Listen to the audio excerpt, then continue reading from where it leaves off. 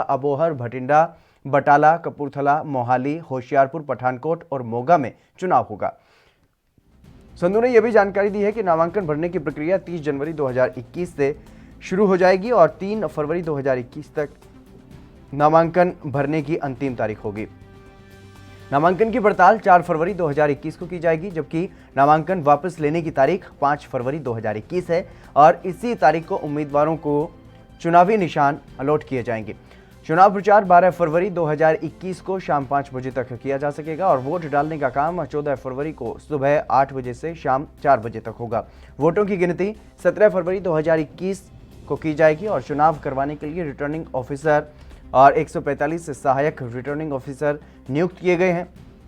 राज्य में 20,49,777 पुरुष, 18,65,354 महिलाएं और 149 ट्रांसजेंडर वोटर्स हैं, जिनके साथ कुल मिलाकर के 39,15,280 रजिस्टर्ड वोटर हैं। चुनाव आयोग द्वारा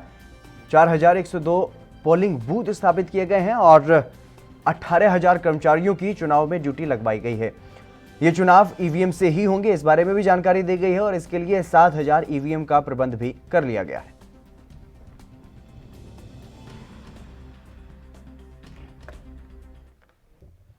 विनीत कपूर हमारे संवाददाता अधिक जानकारी के साथ हमारे साथ जुड़ गए हैं। विनीत, क्या कुछ जानकारी है किस तरीके से जो प्रक्रिया है वो रहेगी चुनाव को लेकर के? बिल्कुल, देखिए, निगम चुनाव की बात करें तो उसकी समय सारणी जो है वो जारी कर दी गई है। आज जो चुनाव आयोग है उनकी तरफ से समय सारणी जो है वो जारी की गई है, जिसके मद्देनजर जिस तरह से अगर हम बात करें ओवरऑल पंजाब की, गांव पर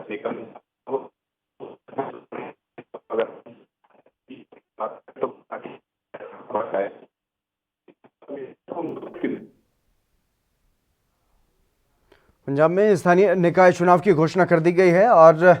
जिस तरीके से 14 फरवरी को अब ये मतदान होगा और 17 को मतगणना होनी है। लेकिन विनीत, जिस तरीके से तैयारियां की जा रही हैं और आदर्श आचार संहिता अब से लागू कर दी गई है, उसको लेकर के क्या कुछ जानकारी है? किस तरीके से अब तैयारियां की जा रही हैं राजनीतिक दलों की तरफ से?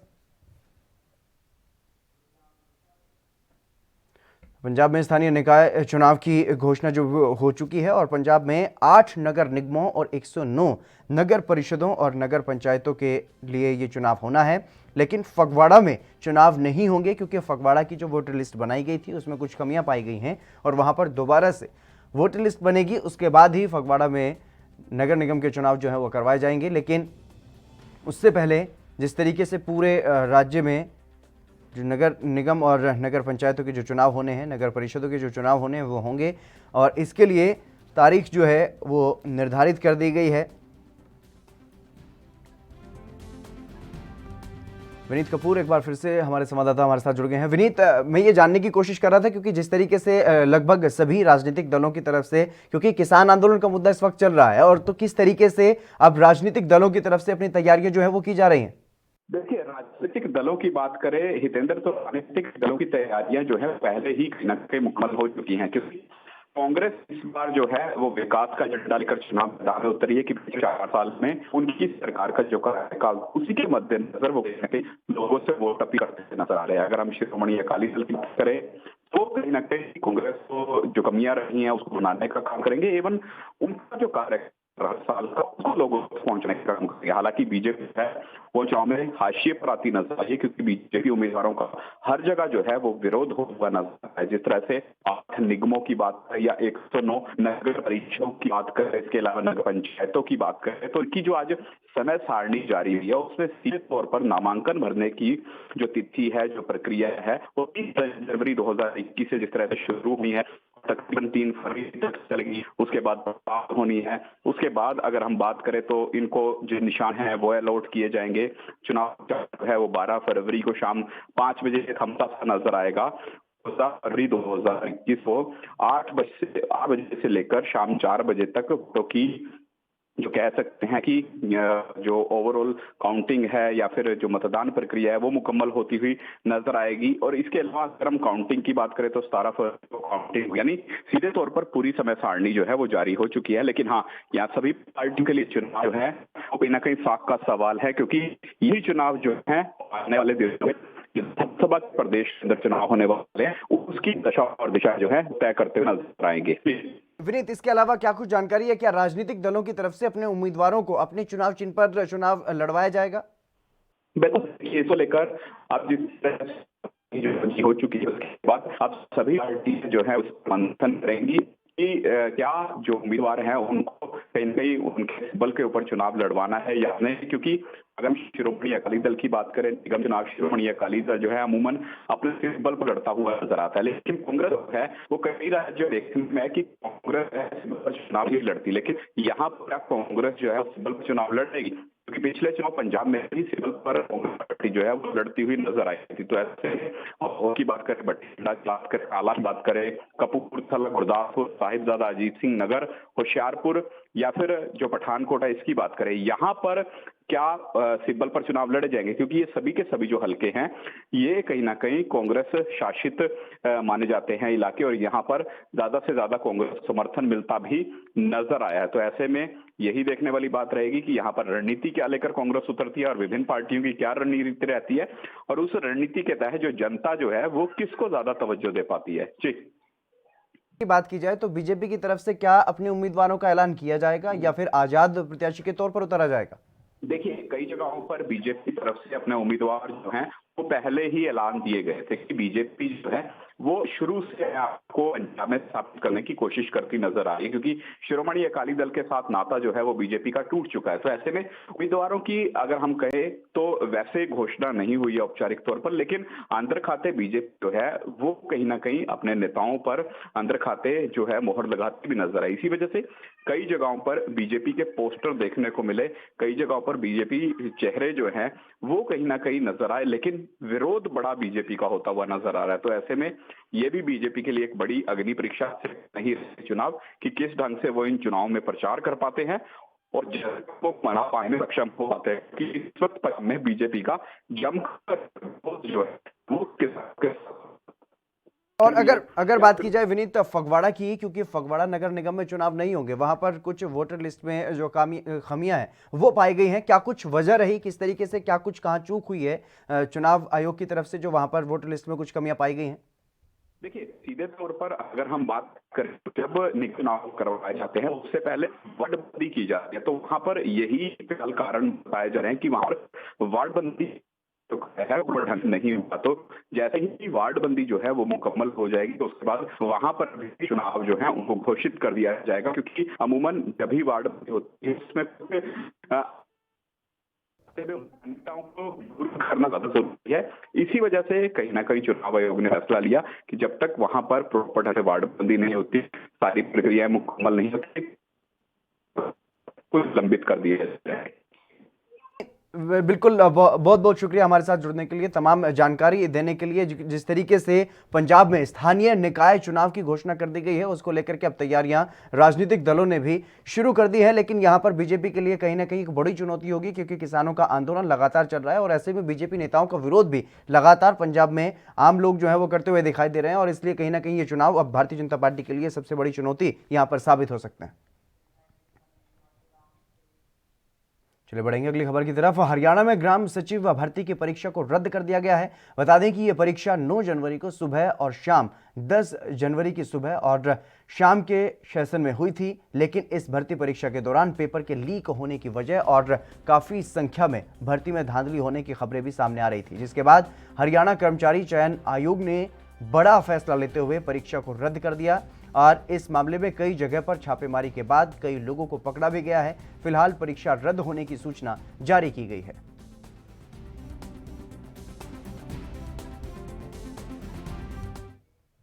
अभिषेक तक्षक हमारे संवाददाता हमारे साथ जुड़ गए अधिक जानकारी के साथ। अभिषेक, क्या कुछ जानकारी है, क्या कुछ वजह रही जो ये परीक्षा जो है वो रद्द करनी पड़ी?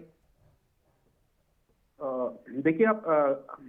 सवाल मैं पूरा नहीं सुन पाया। अगर जी, मैं ये कहना चाह रहा हूँ, जिस तरीके से जो ग्राम सचिव के लिए जो भर्तियां हुई थी, जिसके लिए जो परीक्षा हुई थी वो रद्द कर दी गई है एचएसएससी की तरफ से, उसके लिए क्या कुछ खास वजह बताई जा रही?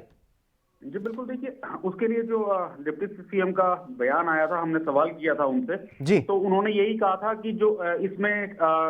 कई तरह की कंप्लेंट्स आई है कि कई सेंटर से जो प्राइवेट स्कूल सेंटर बनाए गए थे वहां पर जो पेपर लीक होने की खबर आई थी, और जो कई मोबाइल्स पे जो है आंसर की मिली है, तो उसके चलते ये इसमें धांधली की आशंका के चलते हरियाणा स्टाफ सिलेक्शन कमीशन की ओर से फिर ये फैसला किया गया कि जो अभी 9 और 10 तारीख को जो 2 दिन ग्राम सचिव की जो परीक्षा ली गई थी उसको रद्द की जाए, और उसका अगला शेड्यूल उनकी तरफ से ये है कि अगला शेड्यूल जारी किया जाएगा जल्दी। जी अभिषेक, इस पूरे मामले में कितने ऐसे परीक्षा केंद्र सामने आए हैं, क्या कुछ जानकारी इस बारे में सामने आ रही है कि कहां कहां पर इस तरीके से धांधली करने की कोशिश की गई? जी देखिए, इस तरह की अभी तक कोई आधारिक सूचना नहीं है कि कितने सेंटर से पेपर लीक हुए, लेकिन हाँ ये जरूर है कि शुरुआती दौर में जब पेपर हुआ था 9 और 10 जनवरी को, जब तो 11-12 जनवरी के आसपास जो है ये सामने आया था कि 14 लोगों को हिरासत में लिया गया था, जिसमें क्या एक प्राइवेट स्कूल के जो संचालक है उनके द्वारा पेपर को वायरल किया गया, और उसकी फिर जो आंसर की है वो पेपर सेंटर में जो है पहुंचाने का प्रयास किया गया था। तो इस तरह के जो उसमें 14 मुख्यमंत्री ने भी जो जानकारी उस समय दी थी, पत्रकार वार्ता जब किए, जब सवाल किया गया इसी को लेकर कि इस तरह की जो है जानकारी मिल रही है कि इसमें ग्राम सचिव का जो पेपर हुआ है उसमें लीक होने की बात सामने आ रही है, तो उन्होंने यही कहा था कि 14 लोग जो हैं अभी तक हिरासत में लिए गए और जांच जारी है। और लेकिन उन्होंने ये आशंका जरूर जताई थी कि ये बड़ी धांधली नहीं हो सकती, और पेपर लीक की भी उन्होंने इस तरह की जानकारी से मना किया था, और पेपर रद्द करने की भी उनकी तरफ से इस तरह की कोई सूचना नहीं दी गई थी। लेकिन अब आज जो हरियाणा स्टाफ सिलेक्शन कमीशन की ओर से ये आदेश जारी कर दिया गया है कि जो 9 और 10 जनवरी को ग्राम सचिव की जो परीक्षा हुई थी तो उसको रद्द किया जाता है। जी, इसके अलावा इस बारे में क्या कुछ जानकारी है, कितने परीक्षार्थियों ने इस परीक्षा में भाग लिया था? जी देखिए, हजारों की तादाद में परीक्षार्थी इसमें परीक्षा में बैठे थे, और इसमें 2 दिन ये परीक्षा चली थी, 9 जनवरी को और 10 जनवरी को। और इस बार पहली बार जो सरकार ने जो है गृह जिले में ही सेंटर बनाए गए थे, लगभग सभी जो लगभग उसमें ज्यादातर जो सेंटर थे वो गृह जिले में ही थे। लोग जो परीक्षार्थियों को इधर से उधर भटकना नहीं पड़ा, लंबी दूरी नहीं तय करनी पड़ी। ये सरकार का वादा था कि जो भी रिटर्न एग्जाम होगा उसमें गृह जिले में ही सेंटर बनाए जाएंगे, या फिर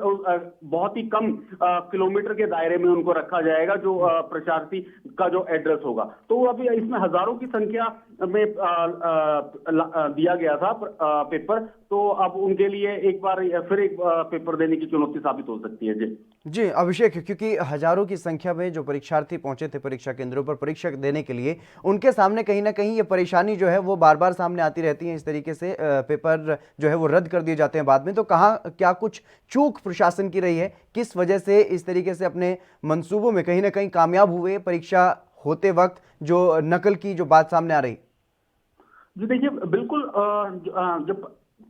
सरकार को और या हरियाणा स्टाफ सिलेक्शन कमीशन को इस तरह की जब पूरी जानकारी मिली, जब वो पकड़े गए थे 14 लोग, उन्हीं से जब जानकारी जुटानी शुरू की गई, पुलिस ने छानबीन की, तो वो आगे कई तरह उनकी कड़ियां जुड़ती गई, और कई जो सेंटर्स हैं उनकी जानकारी मिली हरियाणा स्टाफ सिलेक्शन कमीशन को कि जो सेंटर से पेपर लीक हुआ और इनकी जो आंसर की है वो परीक्षार्थियों तक पहुंची। जब इसकी पुख्ता जानकारी मिल गई तो हरियाणा स्टाफ सिलेक्शन कमीशन की ओर से यह फैसला किया गया कि किसी को जो नकल का लाभ ना मिले, कोई इस तरह का पास व्यक्ति ना हो जो नकल के बेस पर पास हुआ हो, क्योंकि हरियाणा सरकार का ये बड़ा दावा है कि किसी को भी नकल या खर्ची या पर्ची के तहत भर्ती नहीं होने दिया जाएगा। तो इसी के चलते हरियाणा स्टाफ सिलेक्शन कमीशन की ओर से ये परीक्षा को रद्द कर दिया गया। अभिषेक, इस बारे में क्या कुछ जानकारी है? क्या इसी रोल नंबर पर फिर से परीक्षा होगी या फिर दोबारा से अब आवेदन करना पड़ेगा परीक्षार्थियों को? जी देखिए, इसके बारे में अभी कुछ कह पाना जल्दबाजी होगी, क्योंकि हरियाणा स्टाफ सिलेक्शन कमीशन इसका शेड्यूल जारी करेगा, और कब पेपर होता है, किस तरह उसकी रूपरेखा रहेगी और किस तरह उसका शेड्यूल होगा, या किस तरह कौन से नए रोल नंबर जारी होंगे कि इन्हीं रोल नंबरों पे पेपर लिया जाएगा, या सेंटर कहाँ बनेंगे या किस तरह सेंटर बनाए जाएंगे, इसका नया schedule Haryana staff selection commission की ओर से ही जारी किया जाएगा। बिल्कुल अभिषेक, जो परीक्षार्थी जिन्होंने इस परीक्षा के लिए वो परीक्षा दी थी, तो उनमें कहीं ना कहीं भारी रोष अब देखने को मिल रहा होगा। जी बिल्कुल, ये लाजमी है, क्योंकि एक पेपर देने के लिए अगर कोई भी परीक्षार्थी जाता है, चाहे वो किसी सेंटर पे, चाहे नजदीकी सेंटर पे ही क्यों ना जाए, लेकिन 4 से 5 घंटे उसके लगते हैं। दूसरी ओर उसने तैयारी भी की होती है। उसमें ऐसे भी लोग होते हैं जिन्होंने अपने नॉलेज की बेस पे या कैपेबिलिटी के हिसाब से पेपर दिया होता है, और उनका पेपर भी अच्छा हुआ होता है। तो ऐसे जो परीक्षार्थी हैं उनको नुकसान होता दिख रहा है, और उनमें रोज जरूर इस समय लग रहा होगा उनको। जी अभिषेक, तमाम जानकारी देने के लिए बहुत शुक्रिया आपका। तो पेपर लीक होने की खबरों के बाद ये फैसला लिया गया है। एक बार फिर से ये हरियाणा कर्मचारी चयन आयोग ने जो है वो बड़ा फैसला लिया है, और जो ग्राम सचिव की परीक्षा हाल ही में हुई थी उनको रद्द कर दिया गया है। चलिए बढ़ेंगे अगली खबर की तरफ। देश में कोरोना टीकाकरण अभियान की शुरुआत हो गई है, लेकिन उससे पहले ही सियासत भी शुरू हो चुकी थी। कांग्रेस नेता मनीष तिवारी ने ट्वीट कर केंद्र सरकार पर सवाल उठाए, तो केंद्रीय स्वास्थ्य मंत्री खुद जवाब देने के लिए सामने आए, और मनीष तिवारी ने यह कहा, निशाना साधते हुए सरकार पर, कि फेज 3 ट्रायल के बिना ही वैक्सीन की इमरजेंसी अप्रूवल वैक्सीन को दिया गया, जिस पर केंद्रीय स्वास्थ्य मंत्री डॉक्टर हर्षवर्धन ने ट्वीट करके यह कहा कि लोग अफवाहों पर ध्यान न दें और वैज्ञानिकों, एक्सपर्ट्स पर भरोसा रखें। कुल मिलाकर के टीकाकरण अभियान के पहले ही दिन दोनों नेताओं में ट्विटर वार देखने को मिला। इतना ही नहीं, दोनों ने एक दूसरे के ट्वीट का जवाब देने के लिए कई ट्वीट किए, और अंत में मनीष तिवारी ने दिल्ली के आरएमएल अस्पताल का एक पत्र भी साझा किया, जिसमें अस्पताल के डॉक्टरों ने भी कोवैक्सीन पर आपत्ति जताई है। मनीष तिवारी ने नॉर्वे का उदाहरण भी देने की कोशिश की, और उधर जवाब में केंद्रीय स्वास्थ्य मंत्री ने अपने ट्वीट में यह लिखा कि कांग्रेस और मनीष तिवारी केवल अविश्वास और अफवाहें फैलाने का शौक रखते हैं। आंखें खोलें, फेमस डॉक्टरों और सरकार के अधिकारियों को वैक्सीन लेते हुए देखें, उनकी फोटोज को देखें।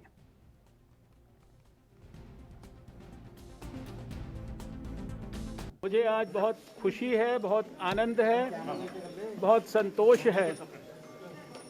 1 साल से प्रधानमंत्री नरेंद्र मोदी जी के नेतृत्व में हम सब कोविड के खिलाफ जंग लड़ रहे हैं, और लड़ते लड़ते जंग सफलता की ओर बढ़ रही है।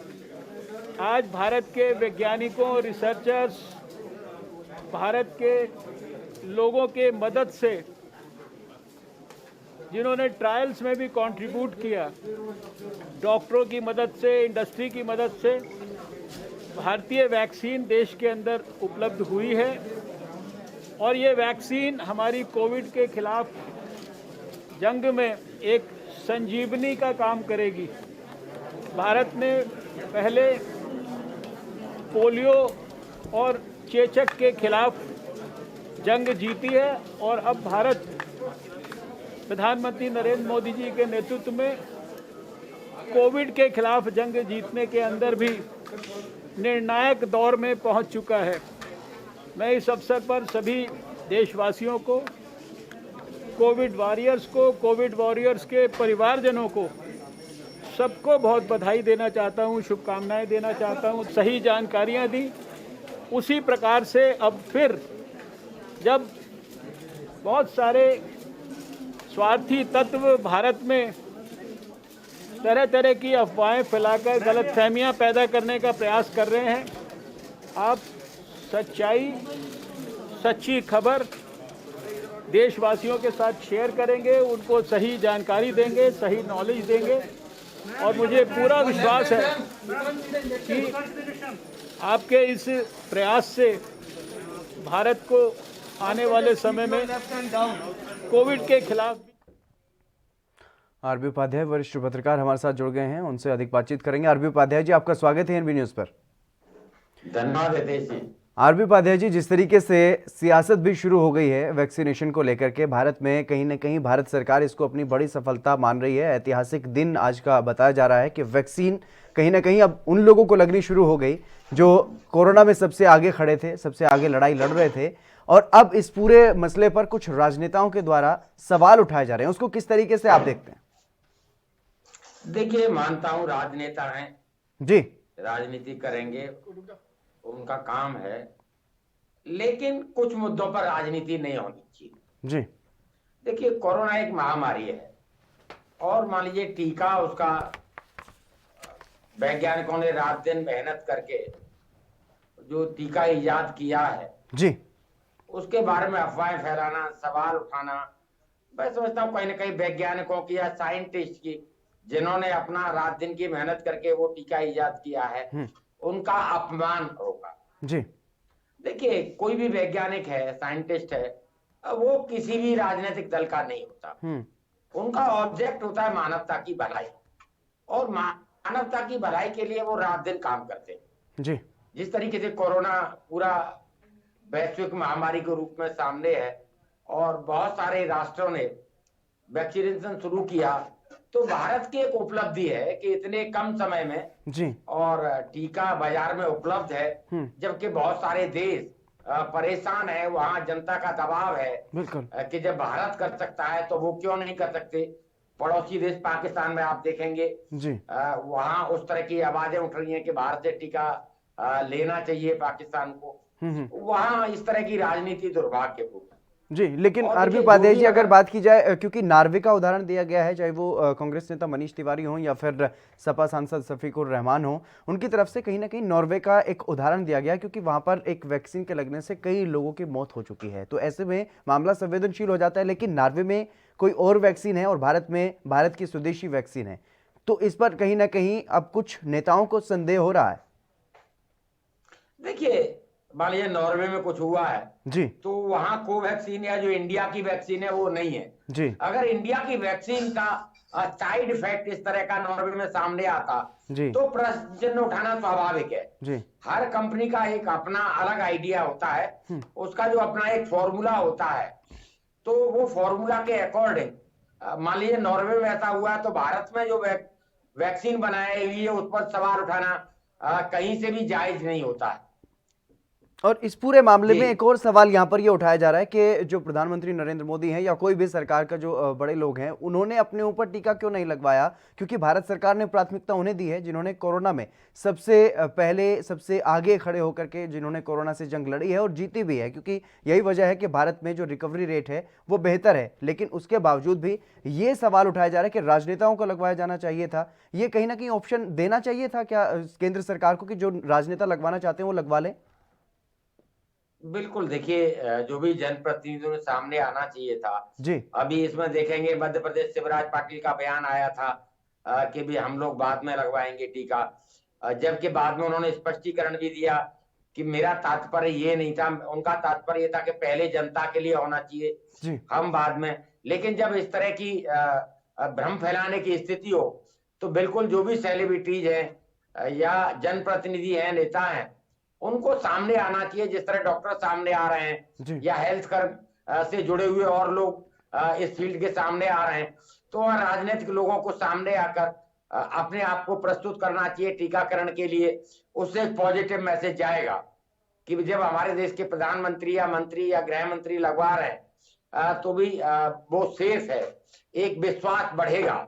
ये बात अलग है कि जो राजनीति करने वाले लोग हैं वो उस पर भी राजनीति कर सकते हैं। वो कह सकते हैं कि भाई जो नेताओं को वैक्सीन लगी है वो अलग है और जो जनता के लिए है वो अलग है, तो लोगों का मुंह नहीं पकड़ा जा सकता जी लेकिन मैं फिर वही कहूंगा कि जो वैज्ञानिक हैं, साइंटिस्ट हैं, जिन्होंने इस टीके को इजाद किया है, उनका सम्मान करें और उनके सम्मान में इस तरह की अफवाहें न फैलाएं। और ये सर्वविदित है कि भी कोई भी टीका बनता है तो उसका एक प्रोसेस होता है और कोई भी व्यक्ति अकेले न उसे अप्रूव करता है और न जनता के लिए जारी कर सकता है। पूरा एक्सपर्ट का पैनल होता है, वो अपनी फाइंडिंग्स देता है। फर्स्ट ट्रायल जो ट्रायल होते हैं उसके नतीजे सामने होते हैं और उन सबको स्टडी करने के बाद ही ये फाइनलाइज किया जाता है कि ये वैक्सीन मार्केट में उतारी जा सकती है या लोगों को लगाई जा सकती है। तो जो हमारे दर्शक हैं वो अच्छी तरह समझ लें कि हमें इस तरह की अफवाहों से और जो भ्रम फैलाने की कोशिश कर रहे हैं उस सब से दूर रहना है और जैसा डॉक्टर और साइंटिस्ट कह रहे हैं हमें उनकी बात को मानना है, सम्मान करना है उनका। क्यों, एक वैश्विक महामारी है जी और उससे बचने के लिए